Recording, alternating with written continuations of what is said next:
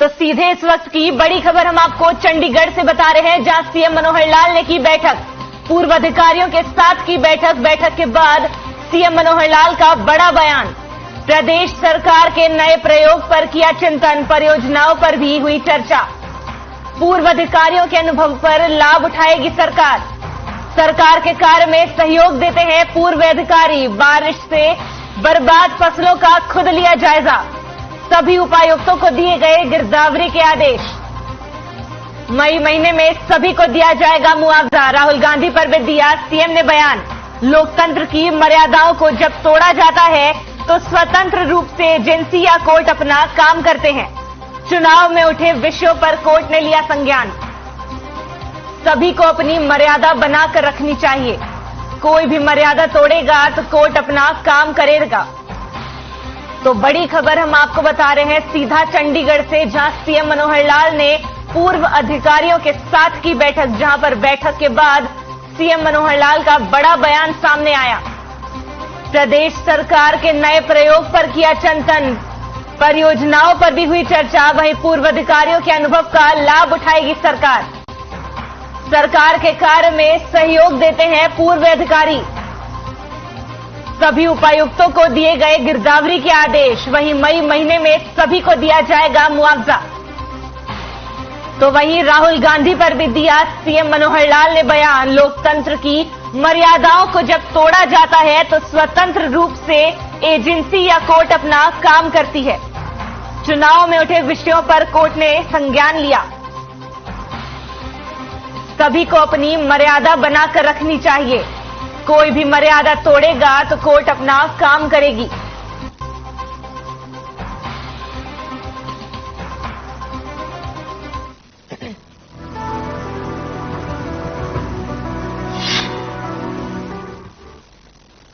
यमुनानगर में सभी ग्रुपों के कांग्रेसी कार्यकर्ताओं ने इकट्ठे होकर जिला सचिवालय के सामने सत्याग्रह और धरना प्रदर्शन शुरू कर दिया, जिसमें कांग्रेस कार्यकर्ता सरकार के खिलाफ नारेबाजी करते हुए इस लोकतंत्र की हत्या करार दिए। राहुल गांधी को सजा और उसके बाद उनकी लोकसभा सदस्यता खत्म करने के खिलाफ देश भर में कांग्रेस ने आंदोलन शुरू किया। कांग्रेसी नेताओं का कहना है कि सरकार बदलने की भावना से कार्रवाई कर रही है। इस दौरान की गई कार्रवाइयों से कांग्रेस कमजोर नहीं होगी, बल्कि और ताकतवर बनकर उभरती हुई नजर आएगी।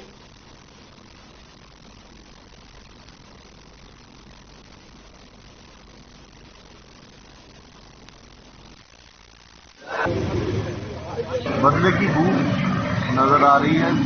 समझ सकते हैं हम सारे कि बदले की राजनीति के तहत किया जा रहा है और एक मजबूत आवाज जो इतने सालों से सरकार के खिलाफ उभर के आ रही है, उसको शांत करने की, ना सिर्फ हिंदुस्तान में बल्कि अगर आप अपने मीडिया साथी जो इंटरनेशनल है उनमें भी देखें, उसमें भी ये कहा है एक आवाज जो सरकार के खिलाफ उसको शांत किया गया।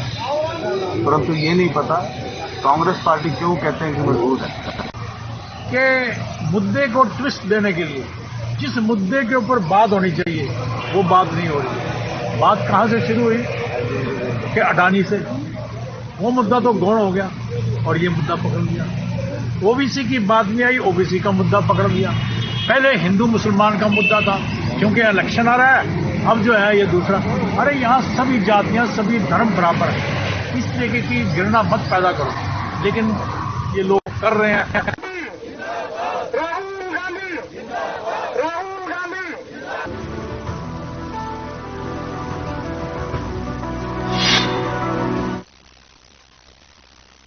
बड़ी खबर हम आपको बता रहे हैं, जहां ओपी धनखड़ ने सुनी मन की बात। पीएम मोदी के मन की बात कार्यक्रम को सुना, जहां कार्यकर्ताओं के साथ उन्होंने इस मन की बात को सुना। तो पंचकुला से हम आपको बड़ी खबर बता रहे हैं, जहां ओपी धनखड़ ने सुनी मन की बात। पीएम मोदी के मन की बात कार्यक्रम को उन्होंने सुना, साथ ही कार्यकर्ताओं के साथ उन्होंने इस मन की बात को सुना। तो आपको बता दें कि प्रधानमंत्री नरेंद्र मोदी के 99वें एपिसोड का आज प्रसारण किया गया, जिसको हरियाणा प्रदेश प्रभारी ओपी धनखड़ ने सुना। बीजेपी प्रदेश अध्यक्ष ओपी धनखड़ ने सुनी मन की बात। बड़ी खबर हम आपको सीधे पंचकुला से बता रहे हैं, जहां पीएम मोदी के मन की बात कार्यक्रम को उन्होंने सुना। तो तस्वीरें आपको पंचकुला से दिखा रहे हैं, जहां बीजेपी प्रदेश अध्यक्ष ओपी धनखड़ ने सुनी मन की बात।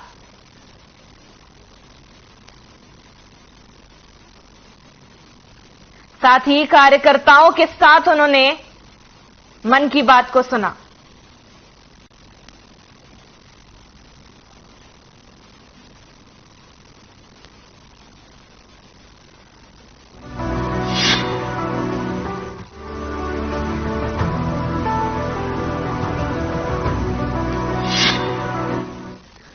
करनाल पुलिस की anti auto vehicle theft team ने मोटरसाइकिल चोरी की वारदातों को अंजाम देने वाले एक गिरोह को गिरफ्तार किया और आरोपियों के कब्जे से विभिन्न थाना क्षेत्रों से चोरी हुई 32 मोटरसाइकिल और 3 एक्टिवा बरामद की गई। वहीं मामले पर जानकारी देते हुए टीम इंचार्ज ने बताया कि गिरोह के 3 आरोपियों को गिरफ्तार कर लिया गया है। फिलहाल आरोपियों को अदालत में पेश करके न्यायिक हिरासत में भेज दिया गया है और आगे की कार्रवाई भी जारी है।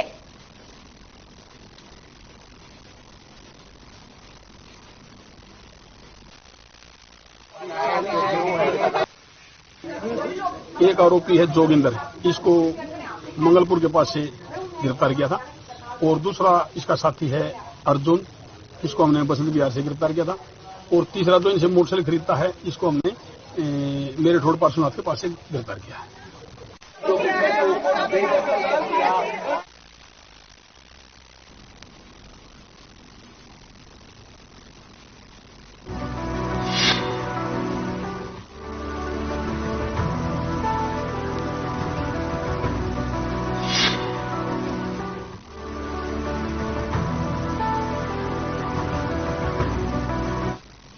खबर अंबाला से है, जहां पिता के शराब पीने की आदत की कीमत 2 वर्षीय बच्ची को चुकानी पड़ी।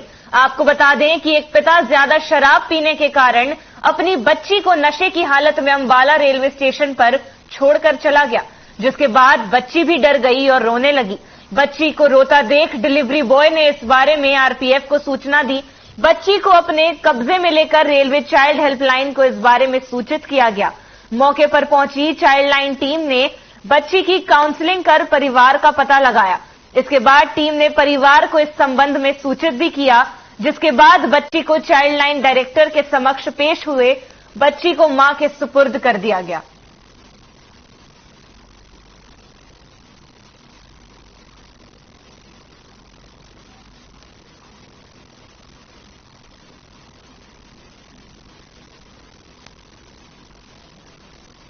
तो खबर हम आपको अंबाला से बता रहे हैं, जहां पिता की लापरवाही देखने को मिली, जहां एक मासूम 2 वर्षीय बच्ची को चुकानी पड़ी। मासूम को उनके पिता ने नशे की हालत में सीधा रेलवे स्टेशन पर छोड़कर आ गए, जहां पर बच्ची को अपने कब्जे में लेकर रेलवे चाइल्ड हेल्पलाइन ने इस बारे में सूचित किया। साथ ही चाइल्ड लाइन टीम ने बच्चे की काउंसलिंग कर उनके माता पिता का पता लगाकर उनको इस संबंध में सूचित करने के बाद बच्ची को मां के सुपुर्द कर दिया गया।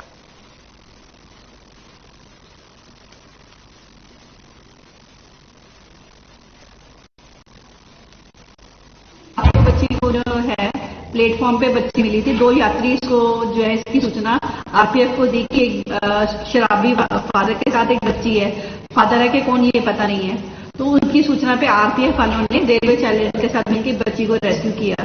रेस्क्यू करके रात को बच्चे का मेडिकल करवा के इन्होंने मेरे पास रात को पेश किया, करीबन रात 2 बजे के करीब, और फिर हमने इसे वन स्टॉप सेंटर में भेज दिया बच्ची को यहाँ पे रखने के लिए। तो बच्ची रात को यहाँ पे रही है, आराम से सोई है, पर सुबह से बच्ची जो थोड़ा बहुत परेशान होती माता को याद कर करके, बट अभी माता को देखकर बच्ची बहुत खुश हुई है।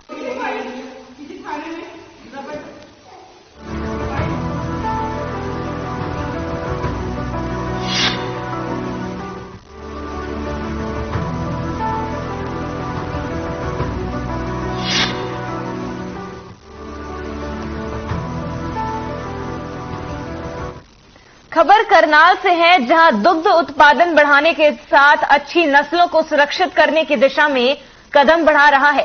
आपको बता दें कि तकनीक की विदेशों तक पहुंचाने और सीमेंट विक्रय करने की तैयारियों में भी जुटा है। इस परियोजना के लिए केंद्र सरकार ने संस्थान को 10 करोड़ का फंड भी दिया है।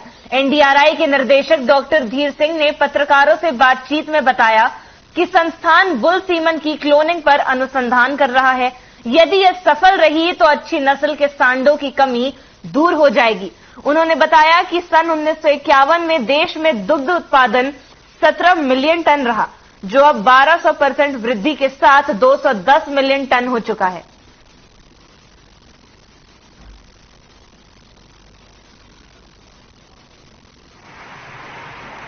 इंडिया की डेयरी रिसर्च, एजुकेशन और एक्सटेंशन के लिए हमारा मैंडेट है। मुझे ये बताते हुए बहुत हर्ष की बात है कि डेयरी, जो इंडियन डेयरी है, it is on the great height. इसलिए क्योंकि हमारा इस समय मिल्क प्रोडक्शन 2 से 10 मिलियन टन पहुंच चुका है और 6.2% ग्रोथ से बढ़ रहा है। तो इसलिए जो 210 मिलियन टन हमारा जो है मिल्क प्रोडक्शन हो गया है और 6.2 की ग्रोथ रेट है पर एनम। 6.28% ग्रोथ रेट हमारी है, जो कि हमारे इंडियन डेयरी के लिए बहुत अच्छा है। लेकिन 6.2% आप समझे, हाँ 6% के हिसाब से कर लीजिए।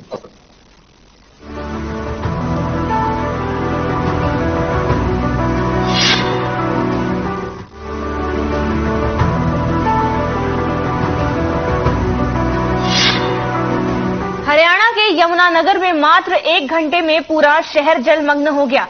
सभी चौक चौराहों पर कई फुट पानी भर गया, जिसके चलते वाहन चालकों को भी भारी परेशानियों का सामना करना पड़ा।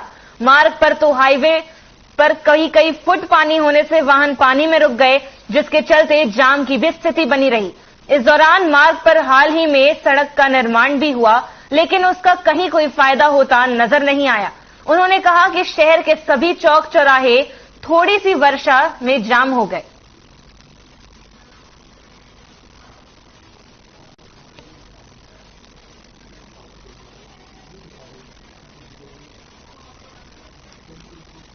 टेंडर लगाते हैं रेनी सीजन में, लेकिन इस बार हमने बहुत जल्द इसका टेंडर लगाने का काम की तरफ बढ़ रहे हैं। हफ्ते में इसका टेंडर लग जाएगा। अच्छा, अब हम इसका टेंडर ईयर के हिसाब से पूरा लगाएंगे, नहीं तो रहता था 3 महीने का टेंडर लगाते थे रेनी सीजन में। मैंने सारी बातचीत करके, सारे पार्षदों से भी बात करके, शहर के सर्वे करने के बाद हम इसका 96 किलोमीटर हमारा सारा नाला बनता है, उसका टेंडर अगले हफ्ते लगाने लग रहे हैं, जिससे कि शहर कहीं पानी रुके ना, ड्रेनेज सिस्टम ठीक रहे, पूरी क्लीनिंग रहे। तो इसलिए कोई दिक्कत आने वाले समय में है नहीं।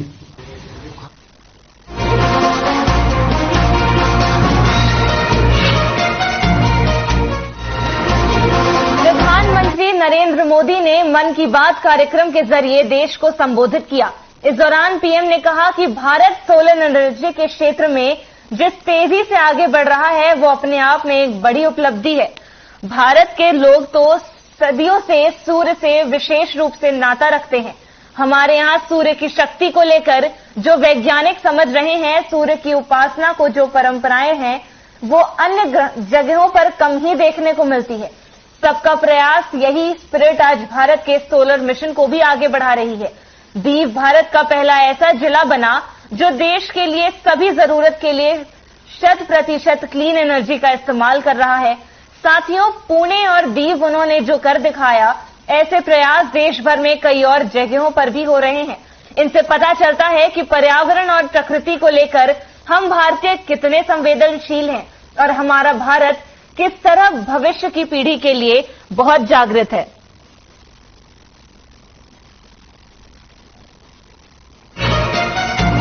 संगठनों एफपीओ के लाभार्थियों से ऑडियो कॉन्फ्रेंसिंग के माध्यम से सीधा संवाद किए।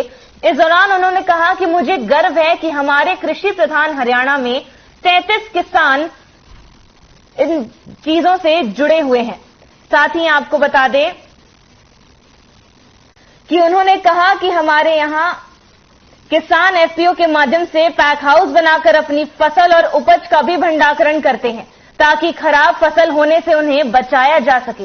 पेहवा में vegetable farmer producer company limited ने जनवरी 2020 में आलू के लिए इंटीग्रेटेड पैक हाउस भी स्थापित किया था। इसका कई मल्टीनेशनल कंपनियों के साथ करार भी हुआ। इसी तरह कई सारे किसान एफपीओ से जुड़े हुए हैं।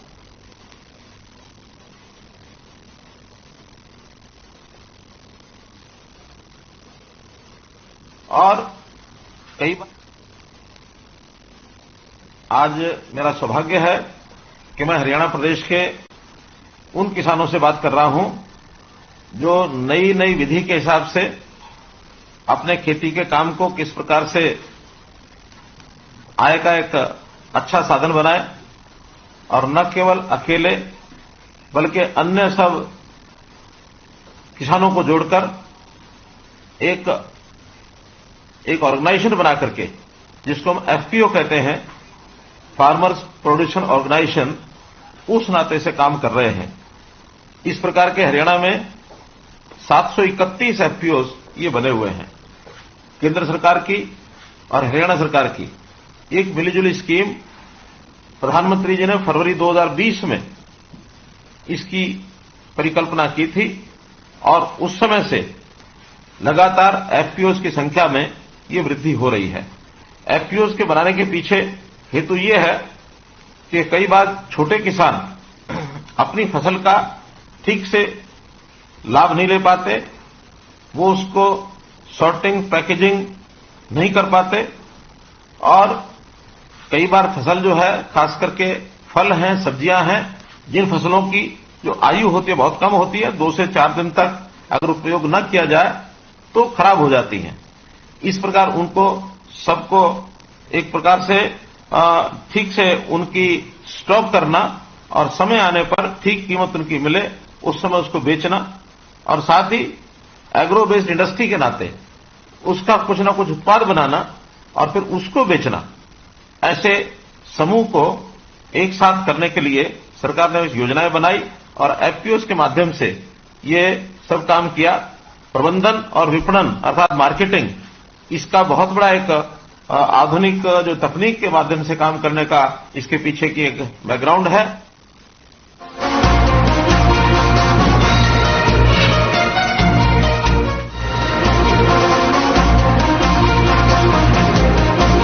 भाजपा शक्ति केंद्र प्रमुख की बैठक में सीएम मनोहर लाल की मौजूदगी में भाजपा प्रदेश अध्यक्ष ओम प्रकाश धनखड़ ने बीजेपी के शक्ति केंद्र प्रमुखों से कहा कि प्रदेश की 10 लोकसभा सीटें जीतने और प्रदेश में तीसरी बार अपनी सरकार बनाने के लिए तैयारी करो।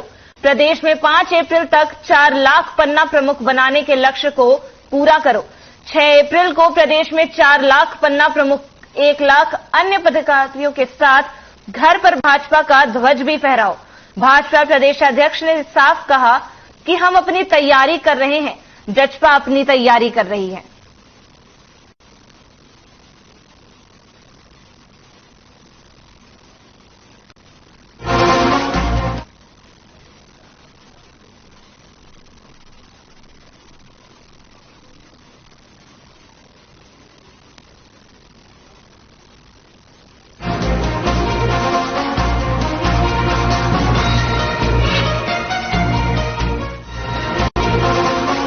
हरियाणा के जन स्वास्थ्य मंत्री डॉक्टर बनवारी लाल बवानीखेड़ा के चांग गांव में आयोजित एक सामाजिक कार्यक्रम में पहुंचे थे, जहां लोकसभा से कांग्रेस सांसद राहुल गांधी की सदस्यता खत्म होने की लेकर उन्होंने बयान दिया। डॉक्टर बनवारी लाल ने कहा कि ये कानून का फैसला है, ये पहला मामला नहीं है।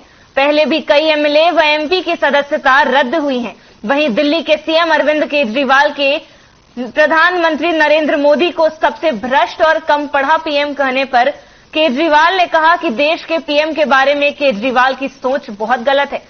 पीएम मोदी की लोकप्रियता को आज पूरा विश्व मानता है। वहीं गर्मी से पहले पेयजल की बढ़ती समस्या पर डॉक्टर बनवारी लाल ने कहा कि नहरों में पानी कम आता है और खपत भी बढ़ती है, इसलिए राशनिंग होती है। वहीं प्रदेश भर में हो रही ओलावृष्टि को लेकर डॉक्टर बनवारी लाल ने कहा कि सीएम मनोहर लाल ने स्पेशल गिरदावरी के भी आदेश दिए हैं। किसानों को हुए नुकसान का सरकार जल्द भरपाई करेगी।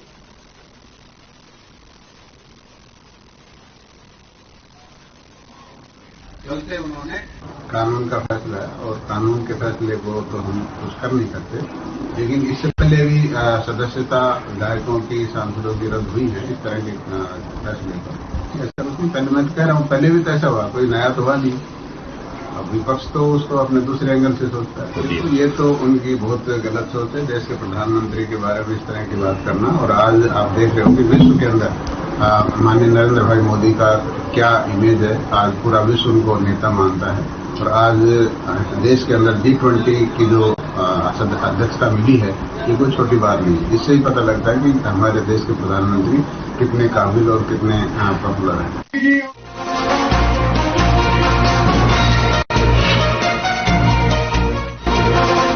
गुरुग्राम में बीजेपी पार्लियामेंट्री बोर्ड की मेंबर सुधा यादव ने राहुल गांधी की सदस्यता खत्म होने पर बयान दिया।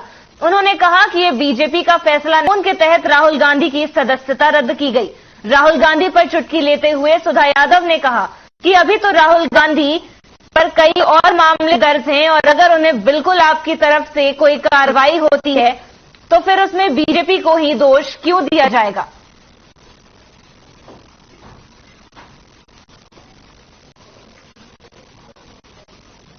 डिटेन जब किए गए थे तो वो आधे घंटे के अंदर ही सुप्रीम कोर्ट के अंदर पहुंच जाते हैं, तो कहीं ना कहीं पर उनका अहंकार या उनको अपनी गलती या कुछ उसमें दिखाई देता है, ऐसा मेरा मानना है।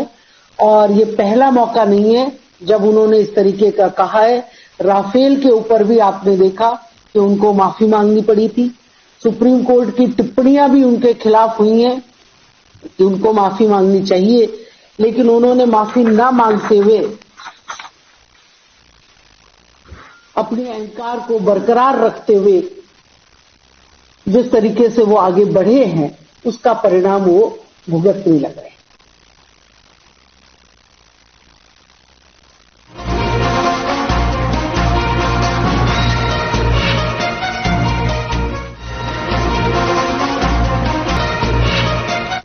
राहुल गांधी की संसद सदस्यता रद्द होने के बाद कांग्रेस सड़कों पर उतरकर बीजेपी के खिलाफ विरोध प्रदर्शन कर रही है।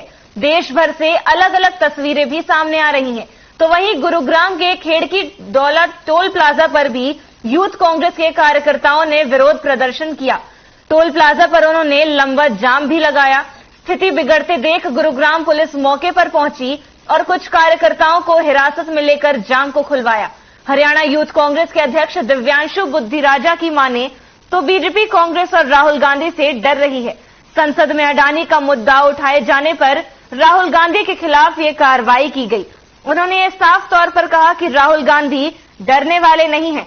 बहरहाल जहां एक ओर कांग्रेस सड़कों पर उतरकर प्रदर्शन कर रही है तो वहीं दूसरी ओर बीजेपी इसे कानूनी कार्रवाई बता रही है।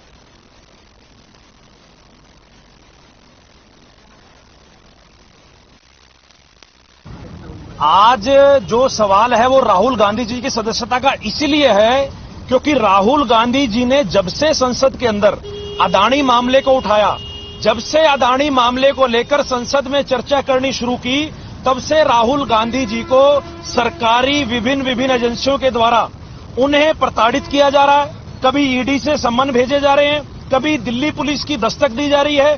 और जब उसके बाद भी राहुल गांधी जी अडानी मामले के बारे में आवाज उठानी बंद नहीं करी तो सरकार ने हथकंडे अपनाते हुए आनन फानन में राहुल गांधी जी की सदस्यता उन्होंने रद्द कर दी। मैं केंद्र सरकार से यह सवाल पूछना चाहता हूं, क्यों नरेंद्र मोदी जी के होंठ अडानी मामले पे सिले हुए हैं?